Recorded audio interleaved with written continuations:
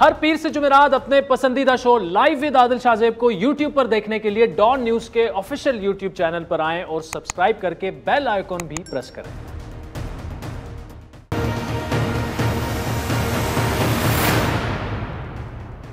अस्सलाम वालेकुम, मैं हूं आदिल शाहजेब। 2018 इंतखाबात को 3 साल से ज़्यादा अरसा गुजर चुका है। तहरीक इंसाफ हुकूमत 5 साल दौर इक़्तिदार का आधे से ज़्यादा 60% तकरीबन गुजार चुकी है और अब अगले आम इंतखाबात की बातें और तैयारियां शुरू हो चुकी हैं। पाकिस्तान की तारीख शायद ही कभी कोई ऐसे इंतखाबात हों जो कि गैर मुतनाज़ा नहीं रहे। हारने वाली सियासी जमातें धांधली और इलेक्शन चोरी के इल्ज़ाम लगाती रही हैं और इल्ज़ाम कुछ हद तक दुरुस्त भी साबित हुए। 2018 के इंतखाबात में भी यही हुआ और अब 2023 के इंतखाबात के हवाले से तो अभी से ये बातें और एडवांस इल्ज़ामात का सिलसिला भी शुरू हो चुका है। इसके पीछे जो वजह है वो तहरीक इंसाफ हुकूमत की जानिब से इलेक्शन एक्ट 2017 में कुछ मुजवज़ा तरामीम है। PTI अगले आम इंतखाबात जो है वो इलेक्ट्रॉनिक वोटिंग जो मशीन है EV इलेक्शन EVM यानी इलेक्ट्रॉनिक वोटिंग मशीन के ज़रिए कराना चाहती है। साथ ही साथ समंदर पार पाकिस्तानियों को आई वोटिंग के ज़रिए मुल्की इंतखाबात में शामिल करना चाहती है PTI। 70 के बाद हर इलेक्शन में कोई जो अब हारता है वो कहता धांधली होगी। अब हम एक सिस्टम लेके आ रहे हैं जो कि बड़ा ऑब्वियस है कि ये अगर जितने भी पाकिस्तान के मसले हैं वो हल कर देगा EVM। इसके ऊपर कैसे कोई एक्सेप्ट नहीं कर सकता सिवाय इसके कि वो लोग जो एक करप्ट सिस्टम से बेनिफिट कर रहे हैं वो इसको अपोज कर रहे हैं। लेकिन ओपोजिशन जमातों को ये दोनों तजावीज़ कबूल नहीं है। ओपोजिशन का मौक़िफ़ ये है कि PTI जो है वो इलेक्शन एक्ट में तरामीम के जरिए एडवांस मुनज़्ज़म धांधली करना चाहता है। आप पहले दिन इन नफाक की जो है उसके बीज बो रहे हैं ताकि इख्तलाफ राय पहले दिन से हो, पहले दिन से ये लेजिस्लेशन जो है डिस्प्यूटेड हो, कंट्रोवर्शियल हो। नाम नहाद इंतखाबी इस्लाहत को बुलडोज करने की कोई भी कोशिश सिर्फ हुकूमत की बदनीयती की अक्कासी करेगी। मैं समझता हूं कि आज से झगड़ा जो है धांधली का वो शुरू हो चुका है। साथ साथ इलेक्शन कमीशन भी EVM के हवाले से बार बार अपने तहफ़्फ़ुज़ात का इज़हार कर चुका है, जबकि आई वोटिंग में भी खामियों की निशानदही करते हुए इसे इस्तेमाल ना करने का मशवरा दिया गया था। लेकिन अपोजिशन और इलेक्शन कमीशन के एतराज़ात को हुकूमत ने रद्द करते हुए पहले तो कानून साजी करने का ऐलान किया, लेकिन फिर झगड़ा बढ़ने के बाद इंतखाबी इस्लाहात पर कौमी असम्बली के स्पीकर असद कैसर के साथ हुकूमत और अपोजिशन बेंचों के पार्लिमानी नुमाइंदों की एक मुलाकात हुई और गुज़श्ता दिनों पार्लिमानी कमेटी की तश्कील पर बमुश्किल इत्तेफाक हुआ। दूसरी जानिब इलेक्शन कमीशन और वफाकी हुकूमत के दरमियान बात इतनी बिगड़ चुकी है कि ECP और चीफ इलेक्शन कमिश्नर पर इल्ज़ामात और तनकीद करने पर अहम वफाकी वज़रा फवाद चौधरी और आज़म स्वाति को नोटिस दिए जा चुके हैं। इस तमाम पेशरफ में सवाल अब भी वहीं खड़ा है कि क्या अगले आम इंतखाबात इलेक्ट्रॉनिक वोटिंग मशीन पर हों ना हों, लेकिन क्या वो धांधली से पाक होंगे, इल्ज़ामात से पाक होंगे? क्या इलेक्ट्रॉनिक वोटिंग मशीन से इलेक्शन में होने वाला जो धांधली का एतराफ़ वो भी ख़त्म हो सकता है? और ये मामला रुका हुआ क्यों है? क्यों ये लग रहा है कि दोनों जानिब से इस पर सियासत हो रही है, लेकिन ज़्यादा सियासत हुकूमत इसलिए करती हुई नज़र आ रही है क्योंकि इन मामलात को मफाहमत से आगे बढ़ाने का काम जो है वो ज़्यादा जिम्मेदारी हुकूमत पर आती है। तो इन तमाम मामलात पर बात करेंगे। साबिक सेक्रेटरी इलेक्शन कमिश्नर कुंवर दिलशाद साहब हमारे साथ मौजूद हैं और पिल्डेट के सदर अहमद बिलाल महबूब साहब हमारे साथ मौजूद हैं। और अहमद बिलाल महबूब साहब, आपसे आगाज़ करूँगा। पहले तो सर ये कि हमें तो जो समझ आ रही है, जो हुकूमत से बात करें उनका अपना मौक़िफ़ है, ओपोजिशन से बात करें अपना मौक़िफ़ है, लेकिन चूंकि इलेक्शन कमीशन भी बड़ा वाज़े हो के अब मौक़िफ़ इस पर शुरू दिन से दे रहा है, तो बज़ाहिर ये लग रहा है कि हुकूमत एक ऐसी चीज़ को पुश कर रही है जिस पर कंसेंसस नहीं है। एम आई राइट? जी बिल्कुल दुरुस्त है। अपोजिशन तो खुल के इस बारे में कह चुकी है कि वो इसको एक्सेप्ट नहीं करेगी। अपोजिशन के भी दो हिस्से हैं, पाकिस्तान पीपल्स पार्टी हो या PMLN हो और कई छोटी पार्टियां हैं, सभी ये बात कह चुकी हैं। हत्ता कि जमात इस्लामी जो अपोजिशन की बाकायदा मेंबर नहीं है, उसकी अपनी अलग सोच होती है, उसने भी इसे रिजेक्ट किया है। तो मेरा नहीं ख्याल कि ये कोई भी इत्तफाक राय की कोई सूरत इस वक्त नज़र आ रही है। ठीक, तो अहमद बिलाल महबूब साहब, असल में जो मसला है एक तो EVM का है जिस पर शदीद एतराज़ात हैं और 2023 मतलब अराउंड द कॉर्नर, तो इतने अरसे में ये पूरा मैनेज करना भी बड़ा मुश्किल है। फिर आई वोटिंग है और आई वोटिंग में कुछ भी हो सकता है, तो इतना जल्दी तो ये पॉसिबल लग रहा नहीं है। लेकिन ओपोजिशन की इस एतराज़ में ओपोजिशन के कितना वजन है कि ये एक मुनज़्ज़म धांधली करवाने की कोशिश की जा रही है 2023 के इंतखाबात में? देखिए, अपोजिशन जो कह रही है उसमें अंदर सियासी बातें भी हो सकती हैं। मैं इसको बेनिफिट ऑफ डाउट दूंगा और मैं नहीं कहूँगा कि ये मुनज़्ज़म धांधली की कोशिश है। मैं ये समझता हूँ कि ये वज़ीर आज़म साहब को शायद ठीक ब्रीफ नहीं किया गया, क्योंकि ईवीएम के ज़रिए अगर वो चाह रहे हैं ना कि इत्तफ़ाक़ राय हो जाएगा और वो जो इंतखाबात पे साबिक़ा एतराज़ रहे हैं वो अब आइंदा नहीं होंगे, तो वो तो बिल्कुल दुरुस्त नहीं है बात। इसलिए कि ईवीएम किसी किस्म के एतराज़ात को रफ़ा नहीं करेगा बल्कि शायद बढ़ा देगा। तो उसके ऊपर जब तक आप इत्तफ़ाक़ राय कायम नहीं करेंगे, ये कोई इसी तरफ जाते हुए नज़र नहीं आएगा। दूसरी बात यह है कि इसके अंदर प्रैक्टिकल प्रॉब्लम्स हैं। ये 22 महीने के करीब, 21 महीने के करीब रह गए हैं। इतने अरसे में हमारा जो टेंडरिंग का सिस्टम है वो टेंडर ही नहीं हो पाएंगे और वो चीज़ें डिलीवर ही नहीं हो पाएंगी। उनके ऊपर ट्रेनिंग और उनके ऊपर पायलट टेस्टिंग और उनकी स्टोरेज के इंतज़ामात, ये सारे इंतज़ामात 21 महीनों में किस तरह से मुमकिन है? ये बिल्कुल मुमकिन नहीं है और नतीजा ये होगा कि इंतखाबात के करीब इसके ऊपर इतना इख्तलाफ हो जाएगा कि इसके बारे में जो अगर किसी हद तक पॉसिबिलिटी भी थी कि इंतखाबात शायद लोग एग्री कर जाएं, तो सिर्फ इस वजह से नहीं करेंगे कि उसमें ईवीएम यूज़ हुआ होगा इत्तफाक राय के बगैर। और यही कमोबेश सूरत हाल आपकी इंटरनेट वोटिंग की है। देखिए, आई वोटिंग का मामला तो ज़्यादा जस्टिफाइड इसलिए है कि ओवरसीज़ पाकिस्तानीज़ को वोट देने के बारे में तो तमाम इत्तफाक करते हैं कि उनको वोट की सहूलत मिलनी चाहिए बाहर बैठे हुए। लेकिन मसला ये है कि आई वोटिंग का जो निज़ाम है वो सिक्योर नहीं है, वो हैक हो सकता है, ये सब मानते हैं। हत्ता कि हुकूमत भी मानती है कि जहां इंटरनेट इन्वॉल्व होगा वह हैकिंग हो जाएगी। और ये तो ऐसी हैकिंग है जिसका पहले से पता होगा फ़लाँ तारीख को फ़लाँ टाइम से लेकर फ़लाँ टाइम तक ये आई वोटिंग का निज़ाम चल रहा होगा, तो उसको हैक करने वाले तो बिल्कुल हैक कर लेंगे। तो ये तबाह हो सकता है निज़ाम, उसके नतीजे में पूरा इलेक्शन का रिज़ल्ट डिस्प्यूटेड होगा। तो ये गैर मुनासिब सी बात है इसके ऊपर इसरार करना। इसके लिए वक्त चाहिए होगा। अगर आप ये करना भी चाहते हैं तो इसको बतदरीज करें, ग्रेजुअली करें, टेस्ट करते हुए करें और बेहतर यह है कि इत्तफाक राय पैदा करके करें।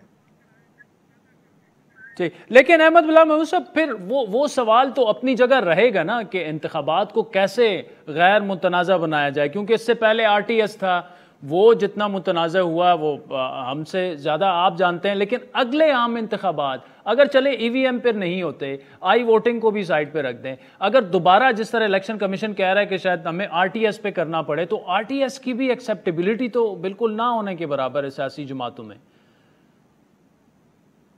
देखिए, ये इत्तफाक राय जब तक नहीं होगा, किसी हद तक तो मैं समझता हूँ कि डिस्प्यूट होगा ही होगा, क्योंकि हमारे यहाँ अभी तक इंतखाबी निज़ाम पे वो एतमाद नहीं है कि आप ये कहें कि बिल्कुल इंतखाबात के बाद हारने वाला खुश उसलूबी से, खुश दिली से उसे कबूल कर ले और जीतने वाले को मुबारक देने पहुँच जाए।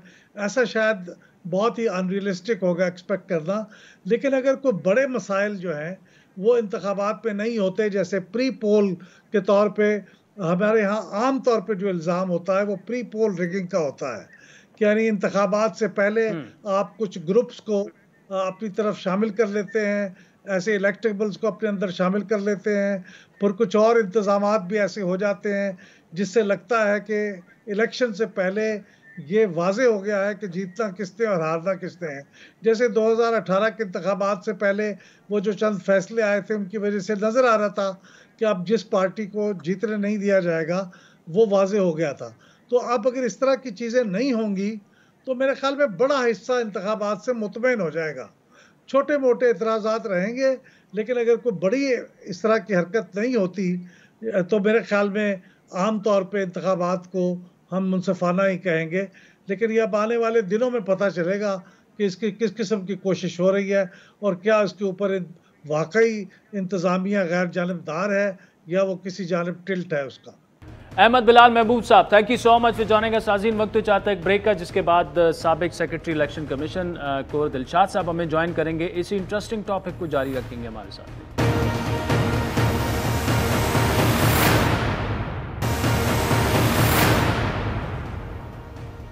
वेलकम बैक नाज़रीन। ब्रेक से पहले अहमद बिलाल महबूब साहब से तफसीली गुफ्तगू आपने सुनी जो इंतखाबी इस्लाहात का मामला है, बल्कि अब तो मामले से ज़्यादा तनाज़ा ये बन चुका है। इस वक्त साबिक सेक्रेटरी इलेक्शन कमीशन कुंवर दिलशाद साहब हमारे साथ मौजूद हैं। Sir, thank you so much for joining us.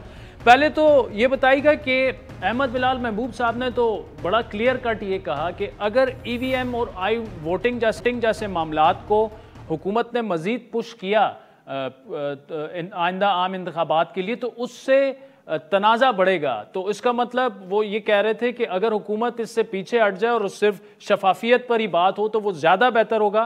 Do you agree with him? देखा जी, असूली तौर पर इलेक्ट्रॉनिक वोटिंग मशीन के बारे में बड़ी 2 महीने से बड़ी बहस चल रही है और कल भी एक टेलीविजन चैनल ने 2 घंटे अपने इस पर डिबेट चलाई। तो उसमें सबसे बड़ी अहम बात यह है कि हुकूमत जो है 2023 के इलेक्शन में इलेक्ट्रॉनिक वोटिंग मशीन का इस्तेमाल करते हुए कैसे करेगी, जबकि इलेक्शन कमीशन पाकिस्तान ने इसकी ओनरशिप नहीं ली और इलेक्शन कमीशन पाकिस्तान ने इसमें बड़े तहफ़्फ़ुज़ात का इज़हार कर दिया है और तो साफ बताया इसमें टेम्परिंग भी हो जाएगी, इसमें सॉफ्टवेयर तब्दील हो जाएगा, इसमें जो बैलेट पेपर आएगा उसमें फॉर्म 45 कहाँ नजर आएगा, लोगों के एतराज़ात कहाँ आएंगे। ये बहुत सी बातें जो 37 के लगभग जो एतराज़ात इलेक्शन कमीशन ने लगाए हैं, तो पहले उनका तो आप अजाला कर दें और उनको जो एक बहुत बड़ा स्टेक होल्डर है आईनी तौर पर वही मुतमईन नहीं है, तो आप इलेक्शन इलेक्ट्रॉनिक वोटिंग मशीन के जरिए कैसा कराएंगे। तो सबसे अहम बात तो हमारी ये है। तो बड़ा अभी इलेक्शन कमीशन पाकिस्तान ने स्टैंड लिए है, अगर ये ज्वाइंट सेशन के तहत अपनी कानून साजी कर भी लेते हैं, इख्तियारात हैं, जिनके पास मेजॉरिटी मौजूद है, लेकिन पाकिस्तान की तमाम सियासी जमातें बशमूल जो अपोजिशन है वो इसको जो ओनरशिप नहीं ले रही, इस पर एतराज कर रही है, इलेक्शन कमीशन एतराज कर रहा है, तो फिर हुकूमत पाकिस्तान उस वक्त होगी नहीं जो मौजूदा हुकूमत, वो तो केयर टेकर गवर्नमेंट आ जाएगी 18 अगस्त के बाद।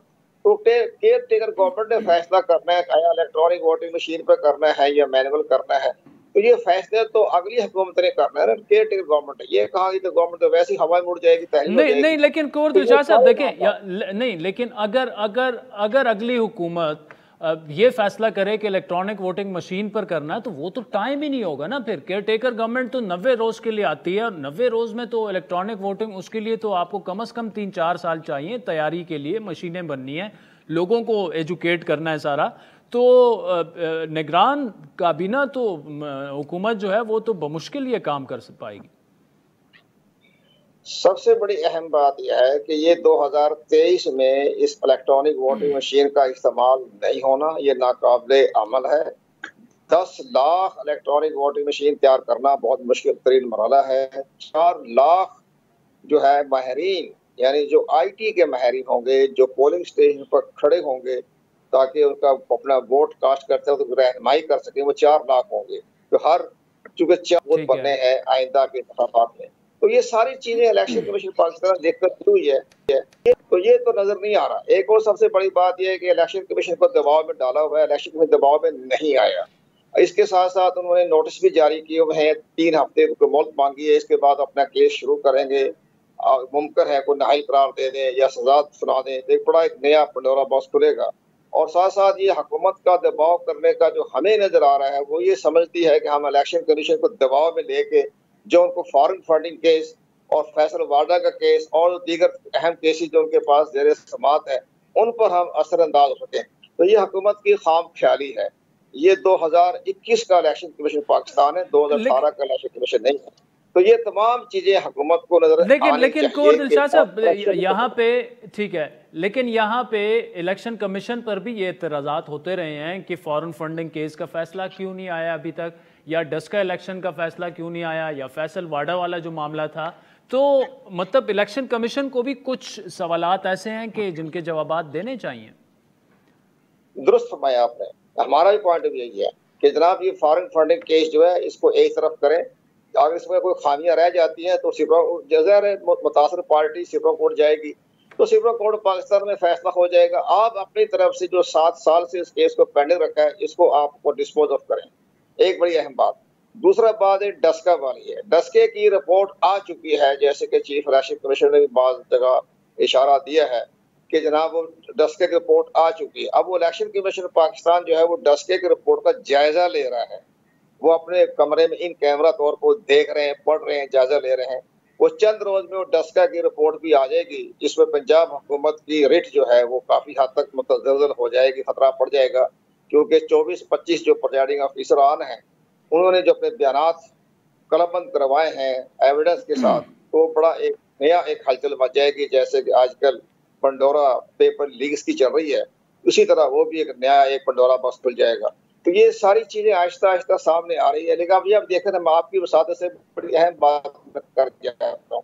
अब ये शौकत तरीन साहब का इलेक्शन के बारे में बड़ा कुछ कहा जाएगा, जनाब वो इंतखाब लड़ेंगे, पेशावर से लड़ेंगे या लाहौर से लड़ेंगे, तो ज़ाहिर है इसाक डार साहब ने तो अपना लिख दिया कि जी मैं तो सुप्रीम कोर्ट ऑफ पाकिस्तान के फैसले का मुंतज़िर हूं कि उन्होंने मेरे सस्पेंड की हुई है मेंबरशिप।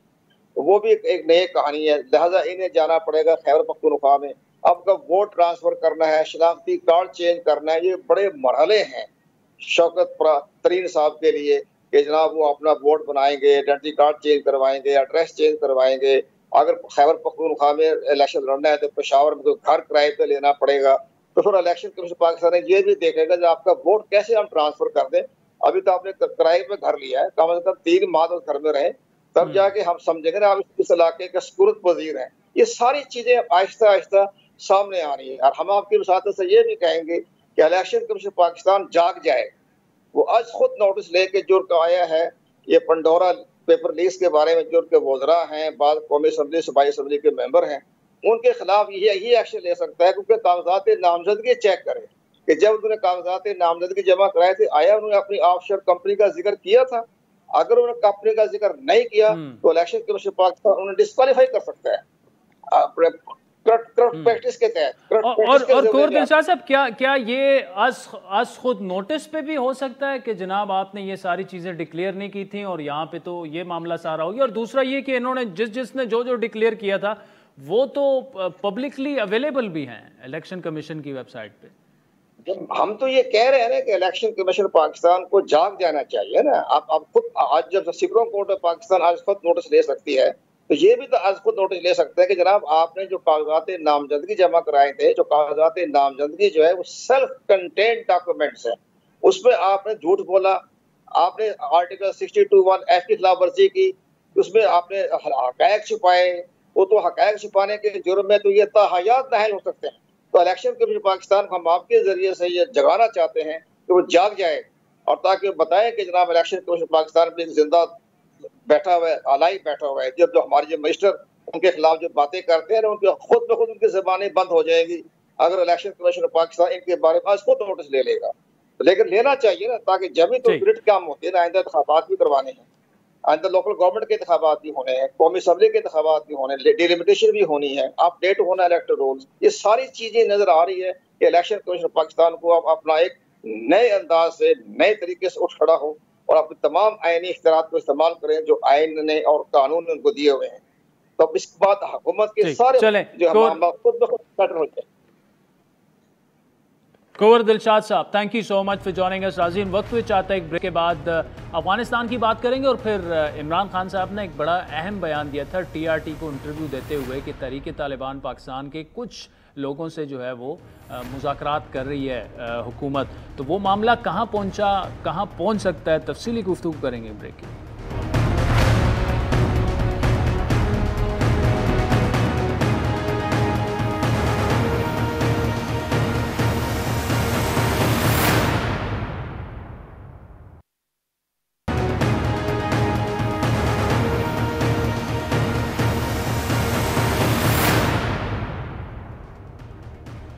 Welcome back Rajiv. पहले तो पाकिस्तानी हुकूमत और कलदम टीटीपी के दरमियान मुज़ाकरात की अफवाहें सुनी जा रही थी। हुकूमती हलकों से ये माहौल बनाया जा रहा था कि जब अफगानिस्तान में तालिबान और अमरीका के दरमियान मुज़ाकरात हो सकते हैं तो पाकिस्तानी रियासत और तहरीक तालिबान पाकिस्तान के दरमियान बातचीत क्यों नहीं हो सकती। इमरान खान पहले ही तालिबान से मुज़ाकरात के हामी रहे हैं और अफगानिस्तान की मौजूदा सूरत हाल को वो अपने मौक़िफ़ की तायद भी समझते हैं। लेकिन एक बड़ा वाज़ेह मौक़िफ़ ये भी सामने आ रहा है कि टीटीपी ने पाकिस्तान में दहशतगर्दी की इंतहा की, APS के मासूम और निहत्थे बच्चों को जिस तरह निशाना बनाया गया या सिक्योरिटी फोर्सेस की जानों के दर पे रहे, क्या उनसे मुज़ाकरात किए भी जाना चाहिए? इस नुक्ते पर भी हुकूमत ने मुख्तलिफ और मफामाना मंतक से बयानबाजी शुरू की।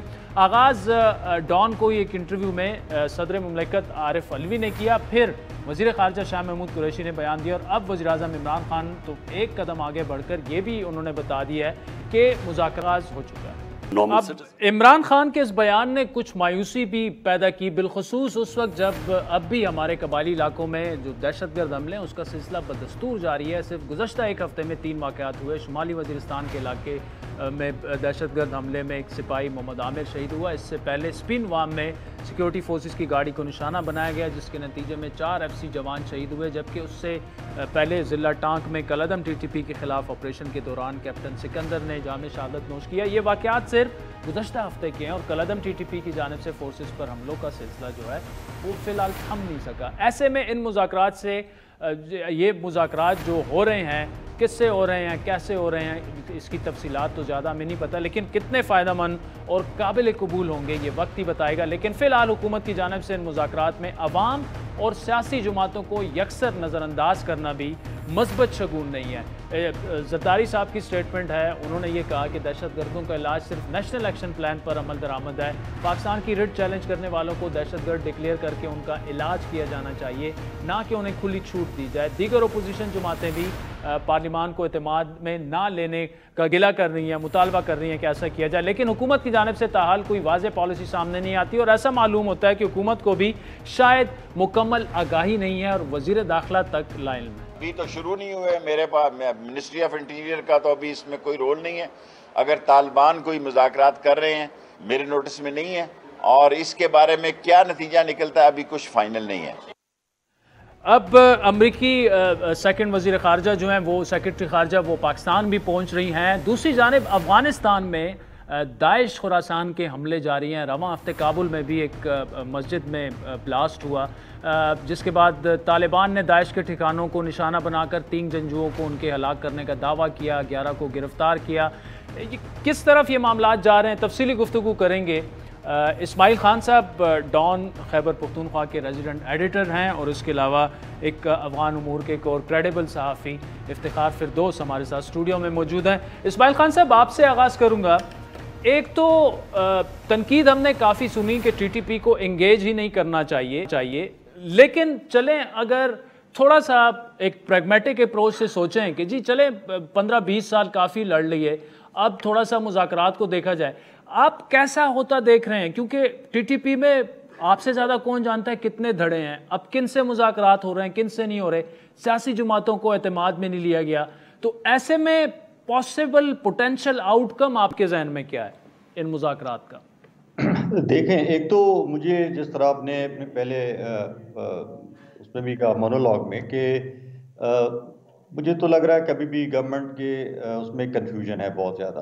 आपने वज़ीर दाखिला का बयान भी सुना दिया, इमरान खान साहब की अपनी मुझे लग रहा है कि उसकी शायद अंडरस्टैंडिंग जो है इस हवाले से इतनी ज़्यादा ना हो। मेरी जो अंडरस्टैंडिंग है, इस वक्त बातचीत चल रही है हाफिज़ गुल बहादुर के साथ, सादिक नूर के साथ और एक उनके साथ एक और तीसरा धड़ा है, ग्रुप है जिनके साथ बातचीत चल रही है। ये सिर्फ नॉर्थ वज़ीरिस्तान के कुछ हल्कों जो एरियाज़ हैं वहाँ पे उनका असर रसूख है। TTP के साथ मुज़ाकरात अभी जो तहरीक तालिबान पाकिस्तान के साथ मुज़ाकरात फॉर्मली कोई मुज़ाकरात हुए नहीं हैं, ना उसकी कोई इंडिकेशन है। अगर कोई इंडिकेशन है वो यही है कि TTP जो है वो बातचीत नहीं कर रही, और उसका जो सबसे बड़ा एक वो था वो यही था जिस दिन ऐलान हुआ कि जी TTP की तरफ से, क्योंकि लोगों को समझ नहीं आ रही थी कि TTP के साथ ट्रूस हुआ है 20 दिन का या हाफिज़ गुल बहादुर के साथ हुआ है। तो जिस दिन वो हुआ और लोगों को इस कन्फ्यूजन में कि TTP के साथ शायद हो गया, उसी दिन नॉर्थ वज़ीरिस्तान में हमला भी हो गया और 5 जो है वो आपको पता है जो भी इंसिडेंट हुआ उसमें हलाकतें भी हुई और लोग भी ज़ख्मी हुए। तो एक तो ये, दूसरा ये कि टीटीपी के साथ मेरे ख्याल में ये सारी जो कार्रवाई चल रही है वो हाफिज गुल बादर के साथ हो या उसके बाद टीटीपी के साथ हो, वो अफगानिस्तान के जो तालिबान है अफगानिस्तान के, उनकी उस पे हो रही है, ईमा पे। इसलिए कि इससे पहले आपको मालूम ही है कि एक कमीशन तालिबान ने बनाया था, वो काबुल को उसको कैप्चर करने से पहले एक 3 रुकनी कमीशन बना था पाकिस्तान के कहने पे कि वो निगोशिएट करे उनके बिहाफ पे टीटीपी के साथ। मेरी जो अंडरस्टैंडिंग है उसमें ये कि वो उससे कुछ हुआ, हासिल वसूल कुछ हुआ नहीं है।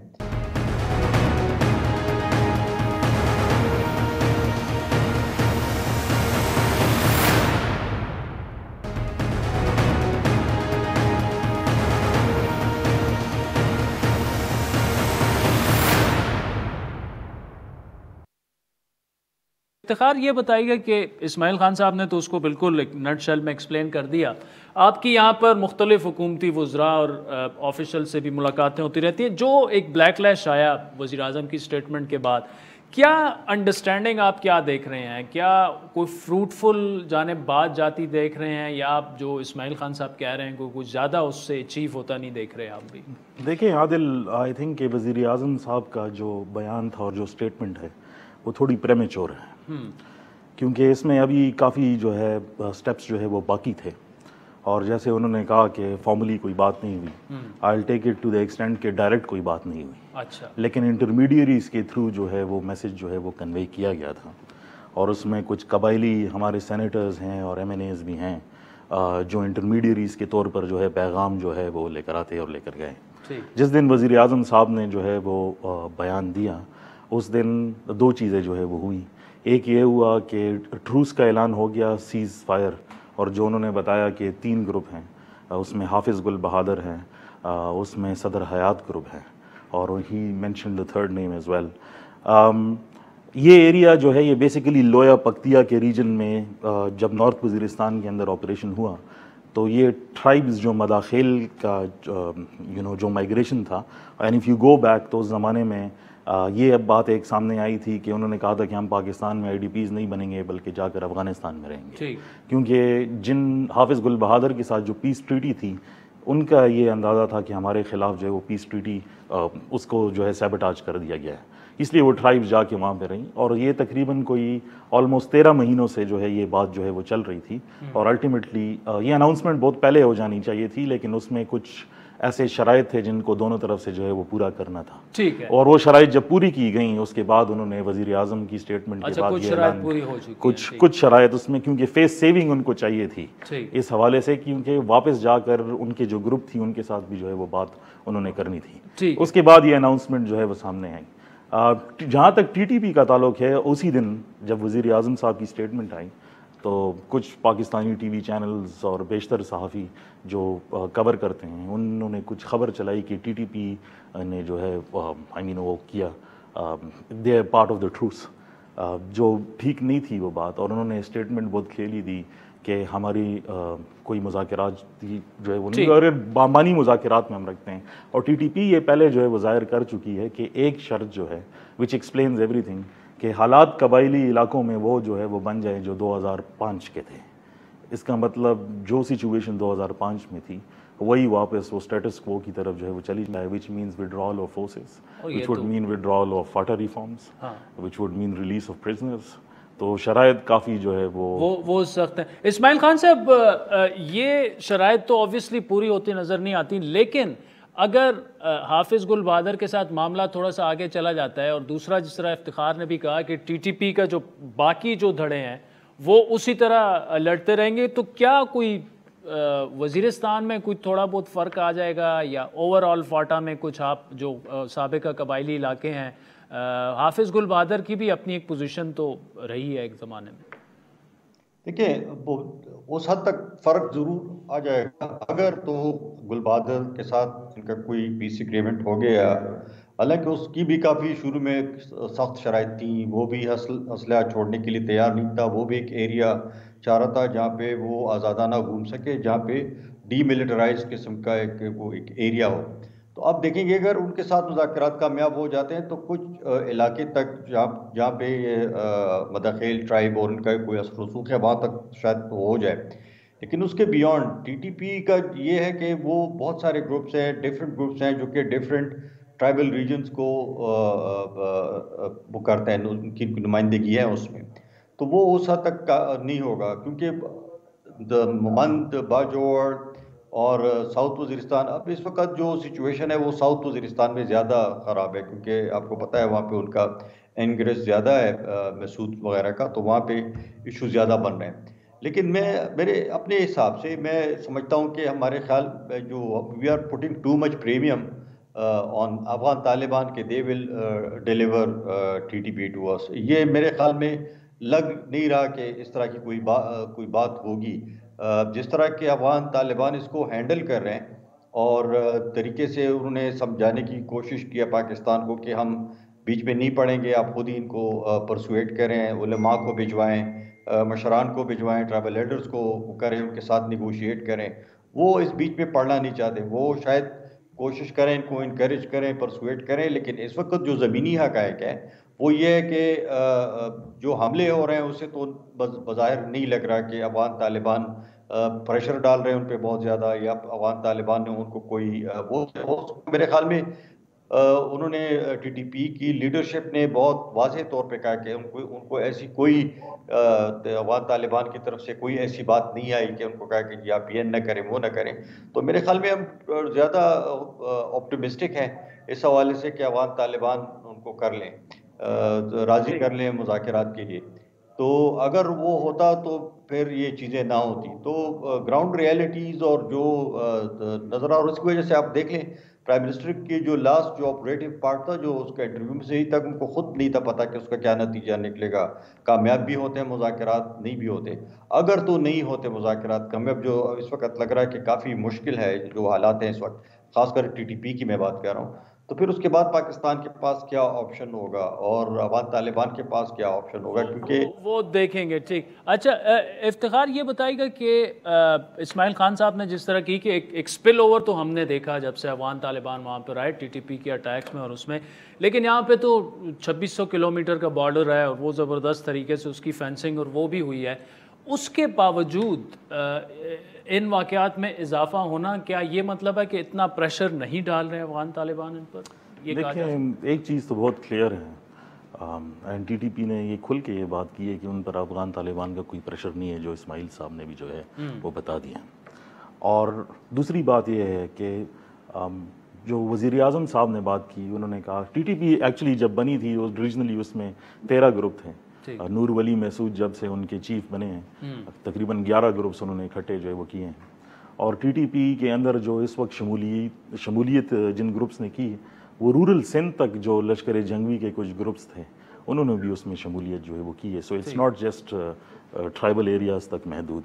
दूसरी वज़ीर आज़म साहब ने बात की कि वो ग्रुप्स जो टीटीपी बनाते हैं, मैं ये समझता हूँ जहाँ तक मेरी मालूमात है कि कुछ ऐसे ग्रुप्स थे जो टीटीपी वगैरह का हिस्सा नहीं थे, जो खैबर एजेंसी में जो है वो थे, और वो भी अफ़गानिस्तान जाकर जो है वो रहने लग गए after the operations that were in those areas. उन ग्रुप्स की कुछ ऐसी इकोनॉमिक कंडीशंस है और उनको वो ब्रीदिंग स्पेस बाकी अफ़गानिस्तान में नहीं मिल रही। उनकी तरफ से भी कुछ रजामंदी है कि हम सरेंडर जो है वो हो जाएँ। So this is a larger plan. लेकिन उसमें आदिल दो चीज़ें जो है वो कहना जो है वो ज़रूरी है। एक तो अगर आज ये लोग सरेंडर हो जाते हैं, whatever the numbers are, उनकी एमनेस्टी की उनको क्या आप देंगे, किस हद तक जाने के लिए तैयार हैं। दूसरा ये कि पब्लिक प्रेशर, जो शुहदा हैं जिनकी अपनी फैमिलीज़ में मार्टर्स हैं शुहदा, उनको आप कैसे जो है वो डील करेंगे। सही। और तीसरा ये है कि इस मुल्क में एक कॉन्स्टिट्यूशन है, एक लीगल सिस्टम है, उस लीगल लैकूना को आप कैसे फिलअप करेंगे। कुछ बातें कुछ जो है उन पर गौर व गुमान जो है वो हुआ है। कुछ एक इकोनॉमिक पैकेज की भी बात हो रही है जो सरेंडर होते हैं। दूसरा एक क्लेमेंसी लॉ के हवाले से जो है वो बात होती है कि किन किन किस्म के लोगों को जो है वो माफ़ी दी जा सकती है। लेकिन जब हम मिलिटेंट्स की बात करते हैं तो हम ये समझते हैं कि ये इंडिविजुअल्स हैं, लेकिन ये फैमिलीज़ भी हैं। शायद कहीं पर एक सोच जो है वो मौजूद है कि इनकी फैमिलीज़ को सबसे पहले जो है वो एडजस्ट किया जाए किसी सिस्टम के अंदर, और उसके बाद कुछ ऐसी कैटेगरीज हैं जिसमें ब्लैक, वाइट और ग्रे हैं, उनको लीगली जो है वो डील किया जाए कि आगे सोल्यूशन जो है वो क्या हो। इफ्तिखार फिरदौस और इस्माइल खान साहब, thank you so much for joining अस। नाज़रीन, आज के प्रोग्राम पर आपके फीडबैक के मुंतज़िर, हमारा ट्विटर हैंडल है @आदिल शाज़ेब। मुझे मेरी टीम समेत इजाज़त दीजिए।